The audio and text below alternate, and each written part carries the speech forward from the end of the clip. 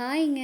ரொம்ப நாள் ஆச்சு பிரியாணி பண்ணியே. இன்னைக்கு பார்த்தீங்கன்னா, வெஜிடபிள் பிரியாணி தான் பண்ணிடலாம் அப்படின்னு பிளான் பண்ணியிருக்கேன். குட்டி தங்கம் தூங்கிட்டு இருக்காருங்க. இந்த டைமில் வெஜிடபிள்ஸாவது கட் பண்ணி வச்சிடணும்னு சொல்லிட்டு தான் பண்ணிட்டு இருந்தேன். இந்த மாதிரி ஒன் பாட் ரைஸ் குக் பண்ணும்போது கிச்சன் வந்து அப்பப்போ க்ளீன் பண்ணிகிட்டே இருக்கிற மாதிரி இருக்குங்க. டக்குன்னு வேலை முடிஞ்ச மாதிரி இருக்கும். இதுவே குழம்பு, ரசம், பொரியல், சாதம்னு இந்த மாதிரி நிறைய ஐட்டம்ஸ்லாம் பண்ணும்போது கிச்சன் வந்து ரொம்பவே மெஸ்ஸி ஆகிடும். நம்ம லாஸ்ட்டாக தான் அது எல்லாமே க்ளீன் பண்ணுற மாதிரி இருக்கும். குட்டி தங்கத்துக்குமே 3 வேளைக்குமே டிஃப்ரெண்ட்டாக நம்ம சமைச்சு கொடுக்குற மாதிரி இருக்குது. இந்த மாதிரி ஒன் பாட் ரைஸ் பண்ணும்போது அவனுக்கும் சீக்கிரமாக பண்ண மாதிரி இருக்கும். இதே குழம்பு, ரசம், பொரியல் அந்த மாதிரி வைக்கும்போது தம்பிக்கு மட்டும் தனியாக தாளிக்கிறதுக்கு முன்னாடி எடுத்து வச்சிருவேங்க. லாஸ்ட்டாக அவனுக்கு அதை மசிச்சு கொடுத்துருவேன். குழந்தை பொறுக்கிறதுக்கு முன்னாடிலாம் நான் கிச்சனுக்குள்ளே சமைக்கிறதுக்குன்னு வந்தாவே போதுங்க, எனக்குன்னு ஒரு பிளேலிஸ்ட் வச்சுருக்கேன். அந்த சாங்ஸ் எல்லாம் போட்டு விட்டுட்டு நான் பாட்டுக்கு சமைச்சிட்ருப்பேன். எனக்கு சாங்ஸ் கேட்க பிடிக்காதப்பெல்லாம் நிறைய க்ரைம் ஸ்டோரிஸ் போட்டு விட்டுட்டு அதை கேட்டுகிட்டே சமைக்கிறதுக்கு எனக்கு ரொம்ப பிடிக்குங்க. அந்த மாதிரி டைமில் யூடியூப்பில்